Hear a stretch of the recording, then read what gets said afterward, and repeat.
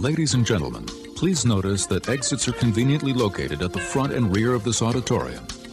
When leaving the theater, we suggest that the exit at the front of the auditorium will allow you easier access to the parking areas. Thank you. Then as soon as we wanted to watch it on Forgotten Cinema, it goes to A&E, and I got to pay to rent it. She obliterates his area. He's back up fighting like there's no pain going through there. Lady, you're about 5 punches to the balls That too late. guy- There's nothing down there but dust. That guy needs to be on the floor writhing in pain. Oh, man, he reads a lot. He's such a learned man. He's so great. He's so much better than everyone. He is, right? Look at that review. God. Oh, my God. Hi, I'm Mike Field. I'm Mike Butler. And you're listening to the Forgotten Cinema Podcast. Each episode, we highlight a film that, for a variety of reasons, was forgotten by audiences. Whether it be because a more popular movie was released at the same time, or the movie simply didn't catch on with an audience in its initial run. We'll discuss what we love about the film, or perhaps don't love about it, but we'll always recommend you revisit it. If you enjoy our podcast, we want to hear from you. We're on Instagram and Facebook. Find us. Our podcast is available on all platforms with a backlog of 150 episodes for your listening pleasure. What's up, Mike? Nothing much. We are... What's up? Go ahead. Oh, I was going to say, just finished watching a really depressing movie. It's not depressing. It's a really good film. Oh, it's a phenomenal film. It should have won Best Picture. That wasn't even nominated. So. I know, which is even worse. All right. Well, okay. Well, whatever your mythical award ceremony you're having, we are joined by Pat Whalen again. He is returning. He joined us on our summer catch episode, and I teased that he was going to be on this episode with us. Pat, how you doing? I'm good, Mike. How are you? I'm doing well. For those who don't know, Pat and I did a podcast that we kind of finished up 30 episodes. 30 episodes of called Yet Another MCU Podcast, which was about the MCU films through phases 1 through 3. Right? Yes. I keep forgetting stuff like that. Mike has actually guested on that podcast a couple of times. The Captain America episodes, right? Captain America. The one for 1 and 2, right? Yeah. So Pat is joining us again. He picked this film, as I talked about earlier with a lot of our guests that are coming on the show this season. I gave him the list. They chose from it, and Pat picked Wind River. Wind River. Mike, what's Wind River about? Well, Field, thanks for asking. Oh, boy. Cory Lambert is a wildlife officer who finds the body of an 18-year-old woman on an American Indian reservation in snowy Wyoming. When the autopsy reveals that she was raped, FBI agent Jane Banner arrives to investigate. Teaming up with Lambert as a guide, the duo soon find that their lives are in danger while trying to solve the mystery of the teen's death. I think that you should have read that a little bit more dour. You're a little upbeat with that reading. Right. Cory Lambert is a wildlife officer. Somebody give me some Unsolved Mysteries music. Oh, what? Well, you edit. He seemed like a normal, everyday kind of guy until he wasn't. Dun, dun, dun, dun, dun, dun. Wind River has a runtime of 107 minutes. It's rated R. Production budget of $11 million, which somewhat surprised me, but I'm actually appreciative of that. Release date was Friday, August 18th, 2017. Opening weekend, it did $2.9 million. I should preface this that it does have a limited release, but I did not want to do the limited release because it was like 4 theaters. So that was on August 4th. So I'm not referencing August 4th. I know that's the limited release. Did 161,000 that week, which was a 40,000 per location average, which was the best of 2017, which is probably why I got a wide release. But I'm not referencing, I'm doing the wide release of August 18th, 2017. And that weekend, like I said, it did $2.9 million. Domestic total was $33.8 million. International was $10.4, and then worldwide came out to $44.2 million. That's a huge jump. What, from 2.4 to end up with 33? 2.4 in the first weekend to end up with 33 total. It's a word of mouth movie. Word of mouth movie. It's a really good film. It is. I'm not disagreeing with spoiler alert. It's really good. I like this film. I don't know if you know why you put this on the list. Why you picked this. All I was trying to say is, from opening at 2.4 million to end up with 33 domestic, that's a significant word of mouth jump. Agreed. Absolutely. Well, it probably had a... Hey, man, I'm right there with you. Remember when theaters were busy back then, before pandemic? Why am I laughing at that? So production company there's a bunch of them. I don't know how to say this name. ACIA Entertainment, ACA-CIA Entertainment, Savvy Media Holdings, Synergix Films, Thunder Road Pictures, and Film 44, distributed by the Weinstein Company. Boo, right? And removed. Well, yeah, this was distributed by the Weinstein Company in the United States. It was distributed in the United Kingdom by STX International, and then it was distributed in France by Metropolitan Film Export. What Butler is referencing is that this came out, and then I think a month or so after, the whole stuff with Harvey Weinstein came out, and Taylor Sheridan, who wrote and directed this film, went to the Weinstein Company and said, take the stuff, take your name off the movie and sell it. And they ended up selling it to Focus. They took their name off. They sold the home video rights to Focus Features, I think, right? Lionsgate. You're right. Lionsgate. And so therefore, while it is distributed to the Weinstein Company when it first came out, it is no longer referenced, it's no longer associated with that company. So, and that is why. I said it came out on the 18th in terms of its wide. It went up against in a wide release The Hitman's Bodyguard. Fans? Anyone? It's okay. Anyone? The second one's awful. The first one's watchable. Yeah, it's all right. Yeah. Also, Logan Lucky, which is an episode we did, and it's a movie we love. That's fantastic. Yes. And in a limited release that weekend, Patty Cakes, which none of you have watched, but I have, and it's actually not that bad. Did you watch Patty Cakes? It's like an Australian or a British rapper. She's a rapper. She's an Australian actress, but she's playing like I think she's in Jersey. Yeah, the character. Yeah, she's like. Oh no, I have no idea what you're talking about. Patty Cakes. It's actually pretty good. The song's pretty good. Oh wait, no, hang on. Wait, let me look up this poster. I think I do know what this is. All right. The song she sings at the end is really good. Oh, yep. I never saw it, but I remember this. Being a thing. Yeah. It was a brief thing. Yeah. The 25th of August, the week after, you had Leap. That is an animated film. I think it's a foreign film too. Birth of the Dragon, All Saints, Good Time, Ingrid Goes West, and Red Christmas was the limited release that week. And then the week before, the 11th of August, in a wide release, you had The Nut Job 2, Nutty by Nature, which I saw in the theater. Annabelle Creation and The Glass Castle, and Good Time and Ingrid Goes West was there were limited releases that weekend as well. So there you go. And you guys, any of those ring a bell to you or no? I knew of most of those. Yeah, but I don't think I saw them. No. I've been always meaning to circle back to Ingrid Goes West because there's a lot of people in it, and I keep. We had it for a week. Yeah, we didn't have it for a while. Is that Aubrey? Yeah, Aubrey Plaza. Yeah. So this film, like I said before, was written and directed by Taylor Sheridan. Sheridan has directed Those Who Wish Me Dead. He's done a bunch of episodes, and he's a creator of the TV show Yellowstone, the TV show 1883. The TV show Mayor of Kingstown, and any kind of TV show that's coming out on Paramount Plus. He was nominated for an Oscar for writing for Hell or High Water. He also wrote Sicario and the sequel to Sicario, and he also wrote Without Remorse. Did you watch the sequel to Sicario? I did, yeah. Can't remember why we didn't watch that in theaters when it came out. I think we just didn't get to it. But it's not obviously as good as Sicario, but it's decent. It's, I actually didn't mind Those Who Wish Me Dead. I know it's not great, but it was actually okay. That's the one with Angelina Jolie where you're stuck in the forest, the fire, the raging. Oh, okay, yeah. Oh, yeah. It's actually not bad. Cinematography was Ben Richardson, who's done the TV show Mayor of Easttown, the movie Table 19 and 1922. He also does a lot of the stuff with Sheridan and Yellowstone and Mayor of Kingstown. I just didn't want to put that in there. 1922 is a Yellowstone. That's 1883. No, it's 1883. I think 1922 is the Stephen King movie that's on Netflix. Right. Thomas Jane. Yes. Yeah. Okay. Yep. Two composers. You had Nick Cave and Warren Ellis. Nick Cave did The Road, Lawless, and War Machine. He's also a singer-songwriter for those out there. Warren Ellis has done the TV show Mars. Edited by Gary Roach, who was nominated for an Oscar for editing American Sniper. He's also done Gran Torino and Prisoners. And then produced by Elizabeth Bell, Peter Berg, Matthew George, Basil Ewanek, and Wayne Rogers. You know what? I'm not even going to give you all their credits because it's a lot of producers. Jeremy Renner plays Cory Lambert. He was nominated for 2 Oscars. Do you know what movies they're from, Butler? Without guessing? Hurt Locker is one of them. That's one. I figured you get the Hurt Locker. Do you know, Pat? He didn't get it for The Town, did he? He did get it for The Town. Did he? Okay. For The Town. He's also in Arrival, which I almost think we should put Arrival on the list. Everybody talks about it. I don't talk to anybody about Arrival. I just see the meme all the time when she's holding the chalkboard up or whatever, the whiteboard, and then everyone puts whatever they want there. He's also the bad guy in The House. Do you ever see The House with Will Ferrell and Amy Poehler where they start running a casino in their house? Yes. Oh, shit. Sorry. You seen that? Yeah. Yeah, that's funny. That was funny. I don't know why I think of that's always. He's the one I think he gets his arm caught on fire, right? When he goes does he get his arm caught on fire? Because he comes towards the end. Yeah, I always think about when they accidentally chop off the finger. I know, that's funny. He's bleeding everywhere. Elizabeth Olsen as Jane Banner. She's in Marcy May Marlene, Liberal Arts, and the remake of Old Boy. You noticed that it did not bring up any of them. I did notice that.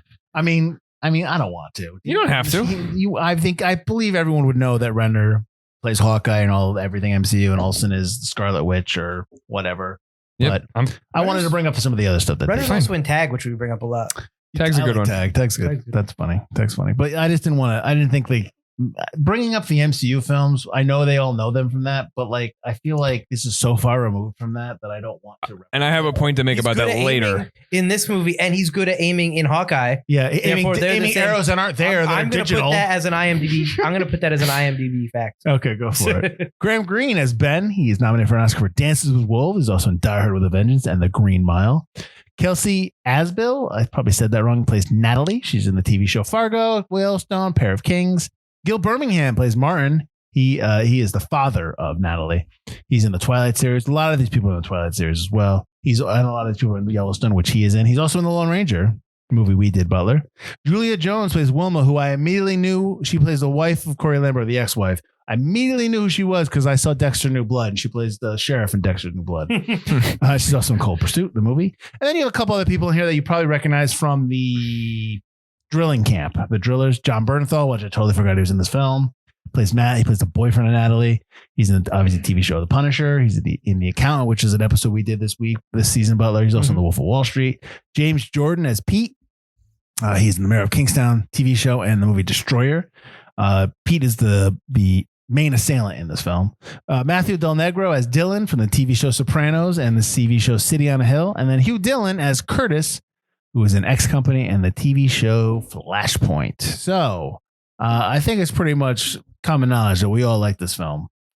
So, I mean, right? We all like this film. Absolutely. I know I always ask this is this your second watch of this or you've seen it before? Fourth, I think. Okay, you've seen it I've seen it a couple times, yeah. How many times have you seen? I saw this is 3 for me. I mean, we saw it the first time, and then I see scenes, right. I see moments. I mean, I've watched the final gunfight scene on YouTube because I'm like, I want to watch that scene again because I love that scene. Yeah. So it's such a great scene, but I don't. So I asked this question last time with Summer Catch in terms of if anything changed. Did you end up liking this film more and not liking this film more? Did something come out? Like, let's start off with maybe something you didn't really notice the first time you watched it to what now you like. Maybe, how about this? What has changed for you from the very first time you watched it to the more recent time which you really appreciate? Or it doesn't have to be something new. It could be something that just you kind of like, I really like this part of the movie or this person or whatever. I think it's a lot like Shutter Island, where you pick up on, what the twist is, right? In Shutter Island, and you pick up on some of the cues that are throughout the movie. Like there's a few pieces in here that, like the one that comes to mind most notably is when Elizabeth Olsen's character, Jane Banner, they're at the camp. It's the end of the movie, right before the gunfight. She's knocking on the door, trying to get Matt out of, or not Matt, Pete. Who's in there? Yeah. Find out who's in the shack. Yeah. And the head of the security is right behind her and saying, there's an FBI standing right in front of the door. Yeah. And he's not saying that to like make him open up. He's giving him the cues as to where to fire. Right. Absolutely. And I think that's one of my, the biggest things that I picked up. And I like those little moments that when I first watched it, I was like, okay, yeah, it just seemed like another piece of dialogue that was part of the scene. But what he was really doing was setting them all up. Mm-hmm. What about you, Butler? This time I noticed that there's not really a mystery. The movie runs really quick. It's a fast film, yep. And they're not really solving any kind of case. Which, what's his face mentions, Ben, Graham Greene's character. That it gets really, I like that because I was like, that would be bad, but they also in this case is solving itself. It does. Yeah. It solves itself. Yeah. And it's almost convenient. But then you see how stupid the security guys are. And it's just like, yeah, no, I can see them really just bungling that whole thing up. Well, and to that point, I think that makes kind of sense that these cases aren't difficult. The point of the fact is that people don't even bother. They don't even right. The fact that Jane stays and tries is right. What is rare. Which is another thing is, when I watched this the first time, all I could think about was how strong Renner's performance was and Bernthal's in his short little scene. Oh, Bernthal is just Bernthal's amazing. He is really good in everything he's in, and I've seen him in stuff that the movies are terrible. But he is really good. And it's like, I know that he's got that credit and I know that people love him as the Punisher, but like, I really want to see Jon Bernthal in a lot of big roles that a lot of big actors are in. You know what I mean? That American Gigolo. But that's a TV show. Like, I get that. I know that's where the world's going in terms of like where content and he just stories did the thing are going. The Wire creator, which I still have to see. We own the city. Yeah, it's another TV thing. I want him like when you see DiCaprio in like a big film. Like I want that for Bernthal. I want him in those films. But what you need to do is get Taylor Sheridan back doing movies. That's true. And then he'll get him. He back. is so good. Like the moment when he knows that he's going to take a beating and he's telling her to run. Yeah. Yep. And that is such a good moment. He plays everything with so much emotion. Right. Like right He's there. just it's very easy. He's very confident in what he does as an actor. Two things there. One, he lost toenails as part of that fight. Four toenails as part of that fight. Two, the other thing that I was going to say is, which I don't know how, but all right. I think he could probably get caught in the bullets. Yeah. That's what I would imagine. I think his biggest and best career decision was leaving The Walking Dead. And I understand his character in the comics gets killed off anyway. But his biggest and best decision was leaving that show. Sure. And now he can go and do whatever he wants. He gets offered so much. Yeah. He's like, he's everywhere. Like, well, his whole thing is he's even said in interviews, like I've made enough money to live comfortably. Yeah. I just, even if it's a small role, which is why he does something like this, I just want to work with every awesome director that I can. Sure. So I'll pick any role. Like they want to give me a 2-second role, I'll take it just to say I can work with them. Yeah, that's great though. That's what you want. But that's what you want out of your performers, and that's it. One of the things I want, because I know I asked you both this question, I want to tell you what I liked. The Renner monologue about when he's talking about Emily, I really liked. I kind of wish it was a one shot.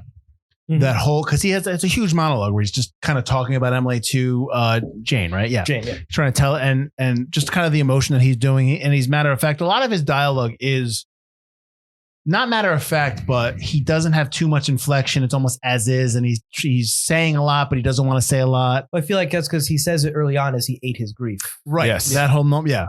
That moment, but also I really like the moment, which I didn't kind of pick up on. Maybe I just never wrote it down, but when. At the end of the film, when he's got Pete and he tells him, you got to say it. You got to say the words. You got to say the words. And he says that I raped her and he yells it.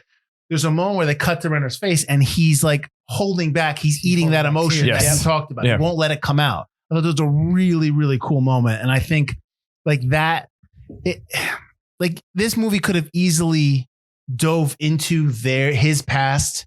Like the stuff that happened to his daughter, right? But it doesn't. It doesn't go to that point where it overshadows the story they're telling. It just helps shade where Renner's coming from, which I really, really like. Well, that's what Renner and Bernthal are really good. But this watch, I think Elizabeth Olsen, like I always liked her. Like she ran 6 miles in the snow at the end. But I think even through the whole thing, I had a lot. Not that I didn't like her performance, but I had a lot more respect. I maybe watched it a little closer this time. Her performance is phenomenal to the point where I was like, you could do sequels to Wind River, but with her character just getting stronger and stronger as a FBI investigator. Sure. What were you going to say? Oh, I want to add the other thing that I did notice, and it kind of goes to your 2 points, is, his daughter, Emily's death exists as a phantom over the whole movie. Right. But it doesn't overpower the movie. And the only, and to Elizabeth Olsen's character, the only female character that we spend any true amount of time with is Elizabeth Olsen's character. We see in the whole point of this movie, and it's obviously said in the title card at the end of it, is that the rapes and the murders of Native and indigenous women are there's so many of them that go unreported, that go unsolved. We don't spend it, like, these women exist in the background of this movie. And I think if we spent any more time with them, we would lose some of that theme, the thematic telling of what they're trying to say, because you'd stop maybe believing that. You'd stop believing the story, and you're like, no, but they're all there. But if you look at the movie, you open up with the ex-wife who says, I'm going to go take a job somewhere, but I'm not going through that town. But we maybe spend 5 minutes screen time total with her. Yeah. It's which I love that line, not to cut you off, but I love when he says that in the opening of the film, he's like, who's the victim today? And he's like, looks like it's going to be me. Like, I love that. Yeah. The next character that we meet is her mother. It's the ex-wife's mother, right? Who we get about 12 seconds of screen time with, and it's just like, hey, this is my granddaughter's. I'm not lending you. I'm not lending you. You hear? Yeah, right. I want this back. Then we meet the mother of Natalie, who again has she's just cutting herself, and she's dealing with the grief. And so those are the female characters that exist in this movie, the female Native characters that exist in this movie, and Natalie. Who we spend more time with, but Natalie and Emily exist as phantoms throughout the whole movie. Natalie is a flashback. Yeah. So we focus on these we don't focus on these characters, and I think that that helps set the stage and, push the theme home. Sure. To your point about the quote at the end. So the last quote at the end of the film is, while missing person statistics are compiled for every other demographic, none exist for Native American women. So Taylor Sheridan in an NPR interview talked about that quote when he said, I had two researchers spend 3 months trying to find a statistic. And when they came back to him, they said, we cannot find a statistic. No one's keeping it. And he's like, well, that'll be our statistic now, which I thought was interesting. Yep. So I think there's a reason why he did this film, was to kind of highlight that, was to highlight all of not the hypocrisy, but the tragedy. Yes, the tragedy. That this happens, and like we talk about, like they're not investigating. No, the whole point of Ben saying like this thing is solving stuff, because they would, because there's not like, it's not a huge mystery. Like people know why these things are happening. Yeah. People know who's doing them, but nobody's bothering to look. Well, the problem also is the legality of it. Right. You get into when they get to the oil rig is only the Fed can deal with it. But even at the beginning, which apparently is untrue, she's like, I can't investigate this unless it's a murder. But in reality, the Feds can investigate it. Yes. They can, and also rape. She also said it can't be if you don't put it as a murder. But if she said it was rape, the Feds can investigate. That's one of the 20. That's one of the notes I have. Yeah. Let me get the note, because I just want to talk out of turn. Oh, it's one of the things. Yeah. So she mentions that rape is the matter for the Bureau of Indian Affairs, that she can't do it. But the FBI has exclusive jurisdiction over 20 crimes committed, including rape. So she could. But you still get that convolutedness. Well, for the movie, it works. Like, yeah. I need this to be a murder. Well, it wasn't a murder because she died from her lungs filling up with blood, which apparently also doesn't actually happen. Oh, really? Yeah. Where'd you hear that? That is a note I have. I'll find it. We'll get to it, because I'm sure we'll talk about the ending with Pete. I love the ending with Pete. Yeah. The ending with Pete's amazing. I made my girlfriend, like, she turned her way and I was like, come back. You got to watch Pete die. And she's like, oh, yeah. I will add the other, because we're going back to like Graham Greene's character's line about how they just sell themselves. Yep. They mention very early on, is there anything nearby? And they say there's an oil. They drop it in there that there's an oil rig camp or whatever. And they say it's 5 miles away. Yeah. It's almost like, it's only 5. Like they don't believe that she could have run that far. Yes, absolutely. Yep. So in the beginning of the film, I want to ask you, because I don't know. Beginning of the film, when he shoots the wolves that are, I love when he shoots the first one. The other two are like, what? But when he drags the wolf bleeding, is that a thing? Is that something they do? They drag the blood of the wolf around? Because he's like dragging the wolf away, and he's like dragging its blood everywhere. Oh, I thought he's just taking the wolf off. Taking the wolf away? Okay. Well, I mean, that's how he has to do it.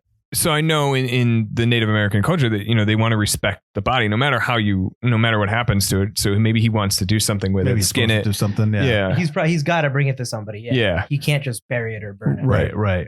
Although I just want to point out, though, you're talking to 3 guys in the basement who podcast. We're not the outdoorsy type here, Mike. Oh no, listen, I know. I'm just asking. I thought maybe you looked it up. No, I think that was, the kills are still supposed to be sacred.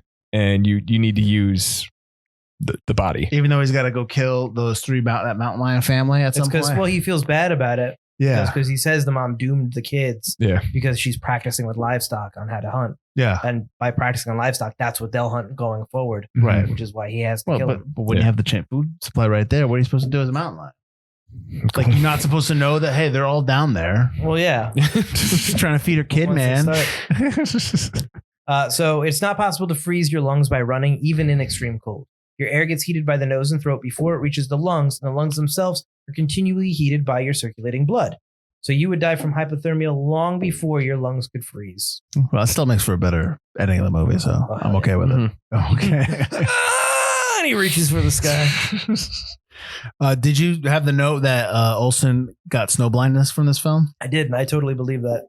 So, snow blindness, Jesus, is temporary eye pain and discomfort after exposure to too much UV light, usually caused by the UV rays reflected off the snow and ice. I've gotten that. I get that all the time when I shovel, because I never bring sunglasses. Right. So, yeah, when you're like, that's snow blindness. So, snow blindness. I can't say blindness. Jesus. Good job. Right? I will say, and this maybe isn't necessarily the case for anything other than like a Marvel movie, I just sat and watched the credits. And just sat and listened to the song and watched the credits. And I know that's a weird... Cried. No, not cried, but like you just process. Yeah. And I know that's a weird take to say I just sat and watched there. But like I think you needed to decompress. Like I can text... my buddy Adrian, which I bring up all the time, like we're like lovers, which is fun. I don't care what you think. I can text him, and I can just text him Wind River, and just that. Yeah. And he will text me back, that scene. He's like, oh, that scene's great at the end. Like that's, I know, because we've already had these conversations. Like, well, that's all we talk about. Like, I really like Hell or High Water. I really like Wind River. I like Taylor Sheridan. I haven't gotten to his shows.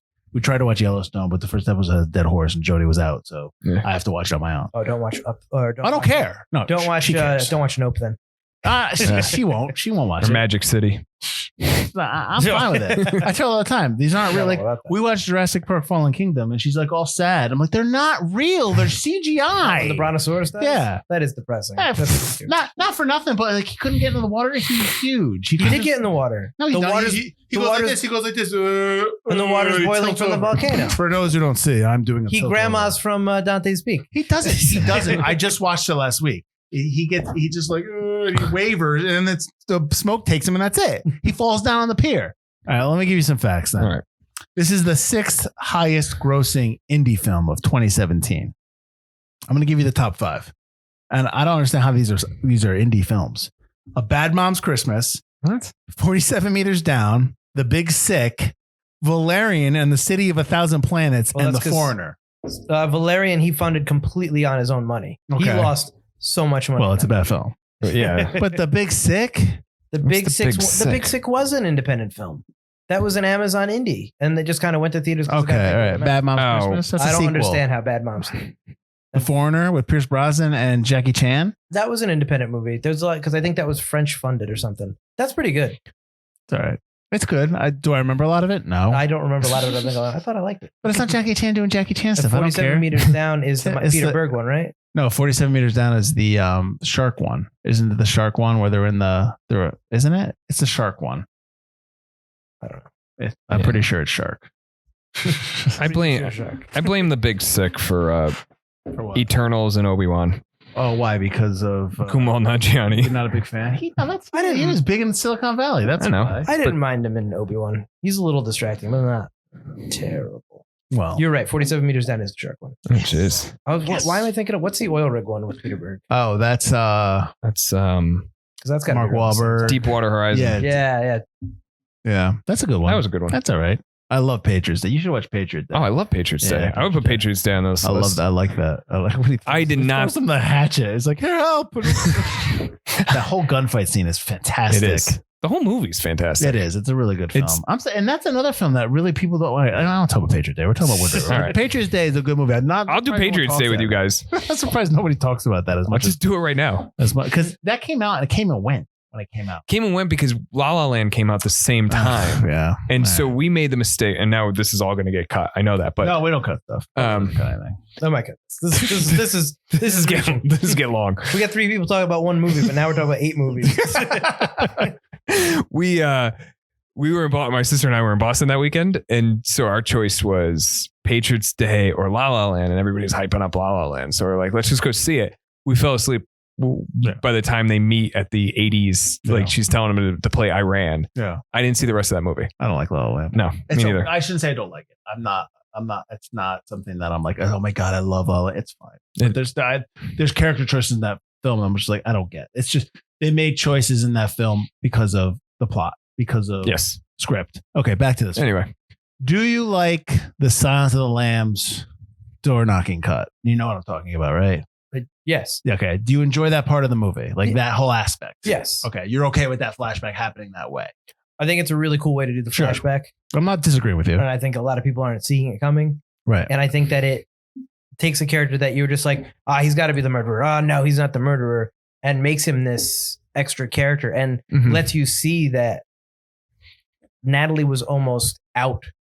Like not only was she in love, not only was Matt actually a really good guy, but they were in love and like she was about to move out. She was about to leave and go to Ohio, which apparently is where Jon Bernthal actually lives. Yeah. One of my notes is that he was, when he described it to her, like, you know, it's an idyllic little mountain town that everyone smiles at each other. Yeah, he lives there. So, I wonder if he was like, hey, can I talk about where I live? Why not? Why not? Yeah, I mean, maybe he worked it in there. Maybe he said, listen, or maybe they said, like, do we want you to talk about a place where you live? And he's like, well, I live in Ohio if you want me to. Maybe they just kind of work together on that. Yeah. But I think you need that because it shows that she was one of the few characters, especially women, that almost made it out of the reserve. Well, let me ask about Natalie. Do you think we need the opening scene where she's running across the woods and they have the title credit? Is that real? Do we need that scene? And I think it's a catchy opening. I think it's a hooky opening. Right. Yeah. So I think so. Otherwise, it becomes, and I know Taylor Sheridan referred to this as CSI Wyoming. Otherwise, it becomes CSI Wyoming. Okay. Sure. You know, you need. I think you do, and I think, but you also want to, because they make such a big point to say she ran 6 miles. Sure. You need to show that willingness to run, and you see it in her face when she's doing it. And I think she does. The actress does a really good job, and like they're 2 very tough scenes that she's in. Yes. Agreed. That I think you need to see in her face the determination to continue running. Right. Well, she was a fighter. Like he brings that up a couple of times when he's talking to Martin, the father. You know, they kind of talk about that a little bit. I like Martin's line when Jane first gets there, and he's like, "Why is it whenever you people try to help, it starts with insults?" I like that line. That's a great line. I like, you know, it's like the character of Martin could be played easily as somebody who's just angry. And he is angry and just doesn't trust any, but you can tell as soon as Cory shows up that he can't fight it. Yep. Yeah. He can't fight the emotion, because Cory is somebody that I don't think, because he's gone through it, but Cory is one of his really good friends. So, and that brings you to the point of the end of the film when he sits down next to him. I love what he said. I know I jumped ahead, but I love what he says to him in the beginning. He's like, you know, I don't want you bringing him back, like that cold. Yes. Like I love that. You take care of it. I'm like, yeah, take care of it. Yeah. I think the other. How'd he go out with a whimper? Yeah. He's like, good. Yeah. When he says, I hear there's one missing, one's still out there. He's like, no, there's not. Yeah. And I love the point. I love the moment when he's got Jane in the trailer and he's like, I won't bring her back. Right. You have to know that. She's like, I do. Go get him. Yeah. Like, yeah. One thing I want to add to that scene, the first scene with Martin, I love the camera work. And it's, you know, we've talked about the gun, the shootout, and we could talk about the first shootout earlier in the movie. But this is just a simple like conversation between 2 guys. The camera work is very well done. You get the focus pulls, you get the tightened focus on the 2 fathers. It's just subtle camera work, but it works. And their framing is great too. With the white pillar. Yep. Separating the 2. Right. And I think sometimes in movies like this, and you know, Sicario 2 being another one of his, like we highlight the gunfight at the border, which is a fantastic scene. Moment. Right. It's a great scene, but there are other more subtle camera work moments. I understand he didn't direct Sicario, but he set it up. He set it. You know, that's a great scene when it's coming out of the cars. It's still a great scene. Yep. That's Deakins, right? The first directed it? No. I don't know offhand. Directed by. It was Villanueva. Yeah. So probably because they did Blade. Denis. Yeah. Anyway, the point being, I think sometimes we underestimate the more simple storytelling moments and the shots from the more simple storytelling moments. I think that all comes from the script. I think that all comes from how it's laid out. I mean, you know, just the characters, like you're rooting for Jane and you're rooting for Cory, especially at the end. You know, when they're, you know, the gunfight happens. So you're already locked in and you already want to see them succeed. And she takes right to the chest. So you don't even know if she's survived. Yeah, especially in a movie like this. Yeah. The other thing that, to kind of jump off of Pat's cinematography comment, is the music. Yeah. The whales, the wailing song when you're in like the reservation and you hear the women's wails, like that is kind of unsettling, but still part of the music. Did you like the poem being read? A little bit. Did you like the whispering? The whispering poem, yeah. Especially when he's hunting. Right. I forget his name. Peter. Pete. Yeah, at the end. He doesn't even hunt him. He just kind of like, Oh yeah, he doesn't need to hunt him. Yeah, exactly. He's got shot like 8 Pete times. sucks. Yeah. Yeah, no, you enjoyed great. that? Yep. The music is really well done in this film. Really subtle, but works in a really creepy kind of way to kind of give you that feeling of being on that reservation. See, that's the thing too. I don't want to belabor this point because I always do, because obviously I'm the writer. But like when the script is solid, when the script is good and strong and it knows what it's doing, it knows the story that it's telling, all that stuff you add to it just helps amplify it, and you love it more. You love it even more. Like we could be watching something that's terribly written, and because of it's so terribly written, we're missing out on like good music cues or good cinematography. Because your music cues and your cinematography is trying to fix something, right? As opposed to right. We'll fix it in post, that kind of concept. But when the script is so good, and Taylor Sheridan can write, and when he can tell a story, and I love the fact that he tells stories that aren't being told. Yeah. Like stories about America and about, the in between the two coasts. This is the end of his American trilogy, his Frontiers whatever, trilogy. Yeah. Whatever. Then he does Yellowstone in 1880. Listen, I get why he's doing TV shows, because he's probably making hand over fist. Right. That's fine. He's able to tell, and the episodic storytelling is very attractive because you're able to tell multiple stories in different ways. And that's fine. But he can definitely write. Obviously, I'm not saying anything nobody knows, but when the scripts are really good, everything that we're talking about that we love about the film just helps amplify what's on the page. Yeah. And I think that is something that always starts for me from on the paper. So I agree with all what you're saying. And we talked about it. It's 107 minutes or something. Right. Yep. This is probably, would you say, a 95-page script? It's probably 100 pages. I'm just thinking there's a lot of moments of just. Oh, just they could have cut stuff down. It's Yeah, but hunting, there's like you can't really right. Yeah. Right. Of him hunting. Yeah. But there's also a lot of like long. You have the traditional Western shots. You have the long, wide shots. They're just covered in snow and in Wyoming instead of like on the Old West. So, like, but the point being is he's able to tell a tight story in a very short amount of time. He doesn't need 3.5 hours. a story that would normally be 3.5 hours, Yeah. and no one would want to watch it.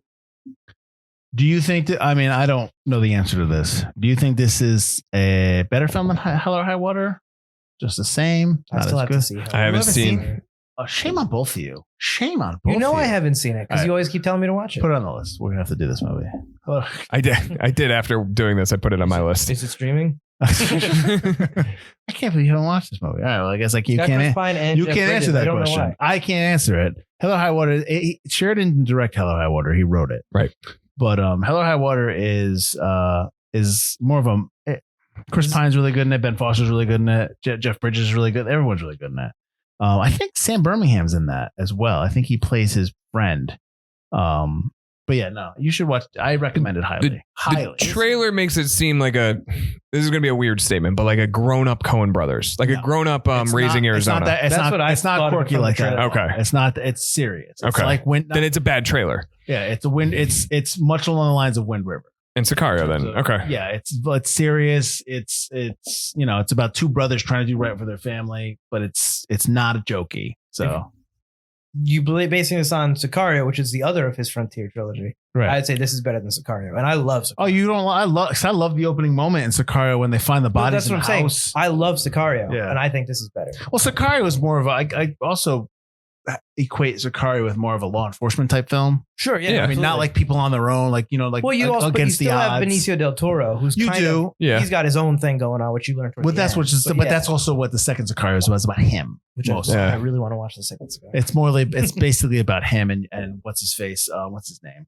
The lead actor, Josh Brolin.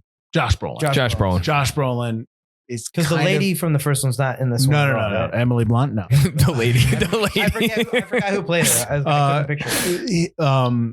Josh Brolin is kind of becomes the antagonist in the second one. Okay. So it's more about Benicio del Toro's character. So yeah, it's not as good as Sicario, but it's definitely worth watching. Yeah. But back to what you were saying, I always equate Sicario with more of a law enforcement type thing. Like this one's almost like the Wind River cast, like Renner, Cory and Jane and Ben. They're against the odds. They're outmatched. They're outnumbered. Yeah. A world where the law doesn't matter. Right. Yeah. Right.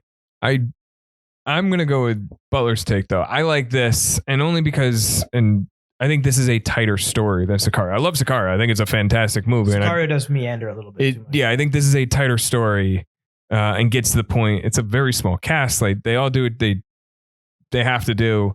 Sicario, you got, like we were just pointing out, there's a few different pieces that, to like exactly what Butler said, it meanders a little bit, that I think the story here is better. I would argue and that the cinematography is better in Sicario. Which I think maybe isn't. It's different. Sicario's cinematography is very Yes. good. I'd have to watch that again. But I do remember getting confused the first time I saw Sicario a little bit. Sicario cinematography is like hot. Yes. Like it's supposed to be. It's kind of like The Shield, which you should still watch. Oh, I love The Shield. Oh, it's on the list. But it's that hot kind of like shaky cam, kind of grainy camera, whereas this is, like Pat said, this is Western. wide Western shots. Mm-hmm. I love that shot where he's hunting the mountain lions and he's like a centimeter of the frame walking across that white plain. I was like, that's nice. Mm-hmm. Which also kind of reminded me of the Last of Us video game. Anybody? No, I couldn't get one scene until I stopped. Why do you want to play Stray now? I want to be a cat. I do want to play Stray. Of course you do. Of course you do. You can meow. So Before I ask why you think it's forgotten, which we'll get to, unless you have other facts you want to jump on. I don't have any. Nobody. I could not find any critics' takes that didn't like this film. So sorry. Obviously, I'm antithesis. What you going to say, Pat? I was going to ask you guys: is this? I mean, this is a deeper conversation than we need, but does this fall into the white savior trope? Because I did find a review. Oh, I saw you're talking about the one that was written by the Native American paper. Yes. Yeah, that they were saying yes. Well, and also I think I found another one too from Film School Rejects, it was under their native lens. Right. That they wanted that author's biggest issue was that Natalie is not the main character in the story about a native girl's death. It's not about Natalie. But that's the Lovely Bones. Right. She wants the Native American version of the Lovely Bones. That's not this movie. The point of this Natalie's movie is story. to bring to light the issue surrounding it, which you will not do for a white audience if it doesn't star white people. Right. Well, but it's a numbers game. Yeah. You're not going to get the money to produce it unless you don't have somebody like Jeremy Renner in there. And at the same time, you need Jane's realization as well. Right. Because Jane's realization is our realization. Now, and that's the point I agree with is I think you need Jane in the film. Like, yes, she's a white girl from Las Vegas, but she's Fort Lauderdale. Oh, right. Fort Lauderdale. Right. Because she gets the alligator at the end. She needs to be here because she's like almost a 2-time outsider. Yep. She's a white girl, but she's also the FBI and she's young at the FBI job to boot. Mm-hmm. That you need her in here to, again, highlight, to your point, that what this is starting to show. And then the thought that I had at the end was, if any other person did what Jeremy Renner's character did and let the Pete character just walk, that's when it gets labeled a little bit more savage. We root for the white cowboy outlaw in this scene, but those are a couple of takes that were online. Those takes are for people that want the movie that they want. Yes. And also, okay, fine. So and want that Twitter conversation to go on. Okay, so fine. Fine. So you want all the leads to be Native Americans. That's great. Then the thing is like, well, then Taylor Sheridan can't write it because it has to be a Native American who writes it. And then, okay, unless you have somebody who is of the quality of Taylor Sheridan, it's not going to be a good film, and no one's going to watch it because nobody in there is somebody that anybody knows. Not going to get any money to be produced. And it's going to look like a crappy film. That's what you're going to get. And you know what? Go make that movie then if that's what you want. No, I know. Yeah. You also don't know what Cory's backstory is, like where his family came from and why he's there. Right. He does say like, my family's been here. You forced my family. And you don't know if he's talking about like his wife's side of the family, his extended family, or if he's part Native American himself because 300 years later. But he's welcome. We're all, he's not always welcome. The Mohegan Sun tribe in Connecticut is white guys, if you see their of course, their poster, because they're all percentage Native American. Yes. So Cory easily could be, 40, 50, 60% Native American. I just look white. Where is he not welcome? He's not, I mean, first of all, and this is maybe the drug den. Well, he's not welcome at the drug. He's not welcome with Natalie's brother. And I understand that Natalie's brother's not. He's a hophead. He's a. But even if he does make a comment like, "You're not one of us," or "You don't belong here," and I'm not talking about the other two, crackheads. Oh, I forgot that scene that when she goes down the hallway and she blows him off. I totally forgot that scene. That's very like Sicario-esque, but I do it's like good. that. Yeah. But that also brings up empties the clip. She's that also brings up a point: is where's the rest of the FBI? Your agent just fired on native land. Where's the rest of the FBI? She didn't tell them. I guess you're right. She didn't tell them. She didn't tell them. Yeah. I mean, that's the other thing too. Like they would be there now that she's in the hospital. There should be some kind of presence there. Now they'll probably come and investigate, right? Because the white girl's in the hospital. Yeah, pretty much. So I guess, like I said, I know you brought that up, but before I say why I was forgotten, I'm curious: is this a movie that you would recommend to anybody, or would you recommend it to a certain moviegoer? You have to like films. Yeah. Like I don't like. I don't like recommending movies to people that I don't think will appreciate films. Yeah. Do you know what I mean? Like, I just don't think they would like it. Like people that generally like movies and like stories and like I would, but like, I don't like recommend, like, you know what I mean? I do. Yeah. So you wouldn't recommend this to just everybody? No. I think that you need to be somebody that appreciates this stuff. Yeah. Did you watch this film with Elena? I did. What'd she think? She loved it. Good. It was hard. It's a hard movie. It's not an easy film to watch. Nope. Sat there, I think, crying for a little bit afterwards. Sure. And then she's like, it's a really good movie. I'm not crying because I'm upset that you made me watch it. Like I'm crying because Wedding's off. Yeah, right. Yeah. No, she loved it. It was just such a hard movie to take in, especially it being her first time. Good. I mean, I gotta tell you though, there's harder films that deal with that subject. No, there are. I talked about The Accused. The Accused is awful. Like when they deal with that stuff. When you actually see the scene, you're just like, oh my God. And a lot of the takes I shared today, those are from her too, because we talked about it afterwards. Good. But let's be honest. You shouldn't be comfortable with it. No, you should bother. Right, you should. All that stuff should bother you. Yeah. I know Elise liked the film. Right. She saw like the last half of it when she got home from work when I was watching it.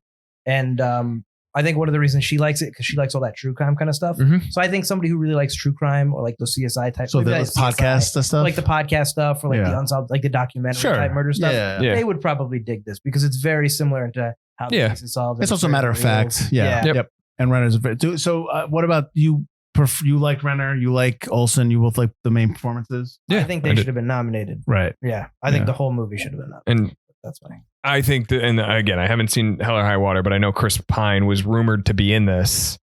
I like Renner over this. He's good over Pine. Water. He's really good. But other than that, Chris Pine is too pretty boy, white guy kind of. He's too cowboy. Yeah. No, he's too. If you watch Hell or High Water. Well, I think that's what I think. What you're saying, I think when you watch Hell. Do you think he could play Cory? I think he played a different Cory. I don't know if he, but I think he plays white savior trope Cory. But you have to watch Hell or High Water. See, because Jeremy he is almost like Jeremy Renner is an unconventional kind of lead actor because he's not tall. Sure, he's not necessarily conventionally good looking. Mm-hmm. He's not going to be in the wind and take off his like snow cap and be like, hey, what's going on? Okay, again. Watch Hell or High Water. Right. You have to, because I think your opinion will change of Chris Pine in that regard. I like Chris Pine, but but everything, but all the movies you've seen Chris Pine in, like it's not like he was in Hell or High Water. Sure. That's what I'm saying. That's all I'm saying. So just watch. If you watch Hell or High Water, you will get a different opinion of Chris Pine. He's a crazy white supremacist in that first that Netflix movie he was in. Oh, what was that? Which one? Smoking Aces. Oh, that movie's Smoking Aces. You're talking about Joe Carnahan's coke-fueled rage screenplay. You don't worry about it. You don't have to catch that. People love that film for Smoking Aces. It's like years old. Yeah, it's his first one. It was right before Star Trek. Yeah. Oh yeah. Okay. Oh boy. Anyways, why? Because here's the thing, though, and I'm wondering if we'll get pushback on why we think it's forgotten. Because everybody I talk to that's seen this film loves this film. Why do we think it's not? It's a forgotten film, even though it did well in the box office. Pat? You want me to go? Yeah, you go first. All right. Who's it for? It's for moviegoers. It's for movie lovers. It's for people interested in film. Mature movie going audiences. It's for mature movie going audiences. Not meaning older, but people that people who care about this stuff. Sure. And you have Olsen and Renner who and Jon Bernthal was in The Punisher, but Olsen and Renner who had just done Civil War together and they had some scenes together. But this is not pulling in the majority of the Marvel universe. That's what I'm saying. Audience. Do you think that hurts them when they do something else that's not Marvel, that people are immediately turned off to that kind of role? Do you think that hurts? I don't think it hurts them, but I don't think it hurts the movie. I don't think it helps the movie. I don't think it helps the movie. Right. Okay. So what we're saying, or what you're saying, and Butler's saying, is that just being in the MCU doesn't translate to success to other films that you do. No, look at Chris Hemsworth. Look at him. Well, no, look at his IMDb page. It has not translated to. But he wasn't a lead in the Ghostbusters, but he was the best part. I'm talking about Extraction. That's a Netflix film. Who knows how that does? Well enough to get a sequel. Then he goes and does docs that he's like, mountain jumping and stuff like that. He's great in Bedtime's Dale Royale and his bit part he's got. There you go. Oh, he's good at that one. But that didn't. I mean, nobody was drawn to that movie because of him. Right. Exactly. Yeah. It does not translate to success. No, I don't think it does either. Okay. And then I think at the time, and I think Sicario has been a movie that has aged very well and has picked up a lot of steam. To movie guys, to movie fans, to movie guys, we knew about it. We enjoyed it. It was great, but I don't think it was known to the broader audience. So it wasn't. That was the pull of Sicario. The pull of Taylor Sheridan wasn't bringing people into Wind River. I think it may be too violent and too many swears to put on cable too, and that hurts. And not, I know. Violent. You mean the ending? or the rape. They whole won't thing. They won't show the rape. They won't show the rape. They won't show all of at the. the beginning. Oh, the wolf. Yeah, they won't show that. They won't show that. They won't show much of the meth den They'll show the shooting. after effect. They'll show the shot, and then they'll show the wolf laying there. They won't show the wolf getting hit. Right. Yes, You'd have to blur out the entire autopsy scene. Yeah. All right. Yeah. So I think there's too much to put and I know last time for people that tuned into the summer catch when we talked about nobody watches cable anymore, but if this were to be put on cable, there's no movie to put on cable. Right. You have to cut out the majority of the movie. So nobody's picking this up randomly. Mm-hmm. And again, to what Forgotten Cinema is kind of about. And then I don't know. I don't know if the distribution issues hurt it. Oh, the Weinstein Company. The Weinstein Company. Well, it's owned by Lionsgate now. So who cares?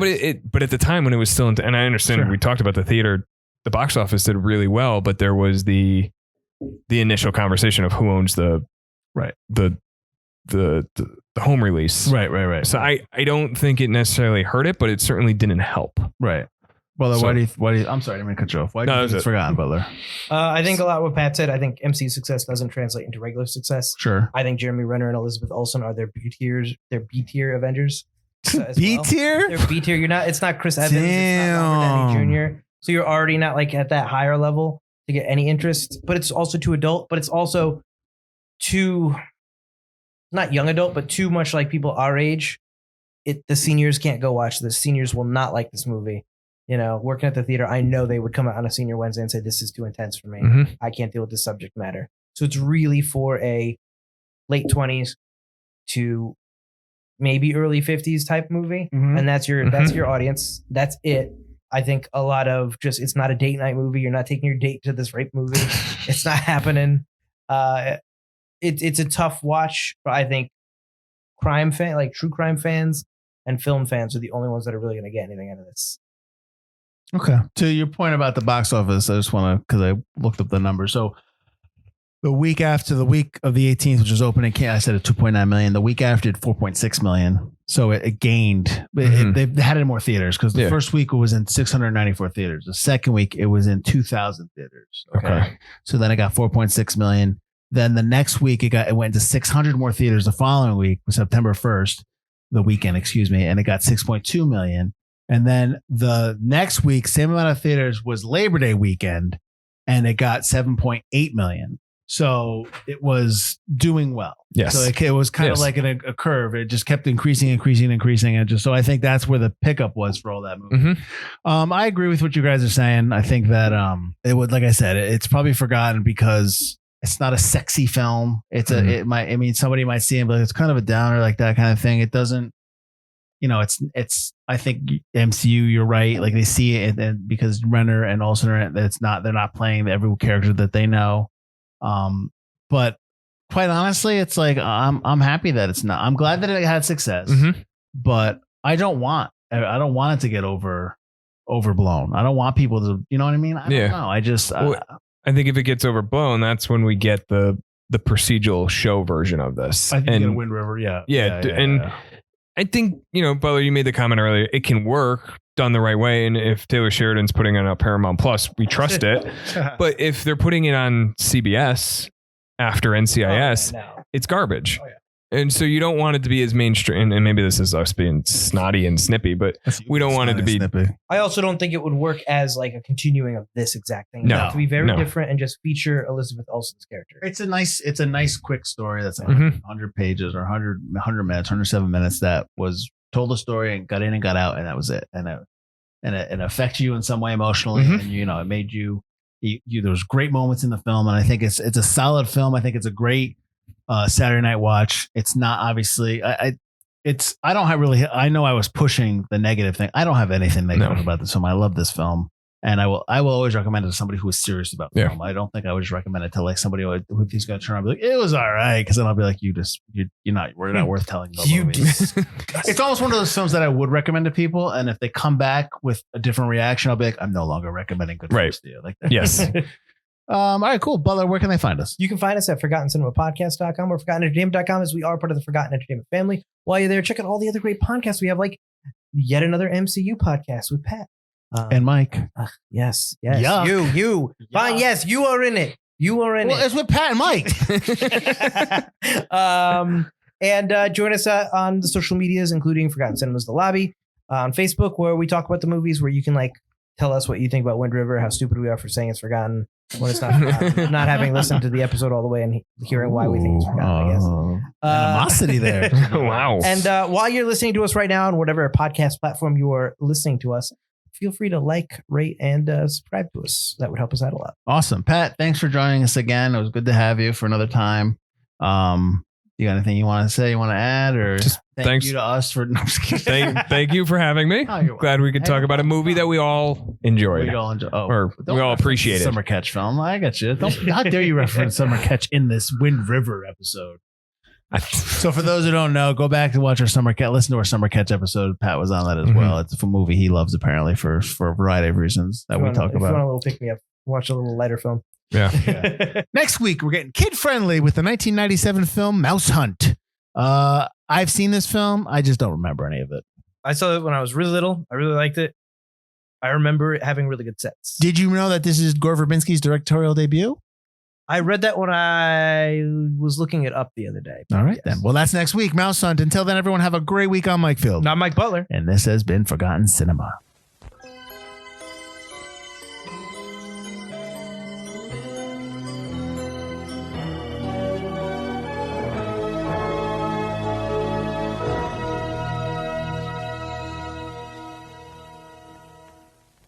Hello, my name is Andrew Morgan. My name is Shane Beauregard. And my name is Chris Frodell. And together we form like Voltron to make a brand new entertainment and pop culture podcast called Recent Activity. Every Wednesday, we will bring you deep dive reviews of the hottest titles from around the film and TV world, previews of the next big things to add to your watch list, or do fun things like top 5 lists, movie drafts, or anniversary celebrations of your favorite classic films. Subscribe now on Apple, Spotify, or wherever you get your favorite podcasts. Starting May the 11th. Starting May the 11th. Starting May the 11th. Starting May the 11th. Starting May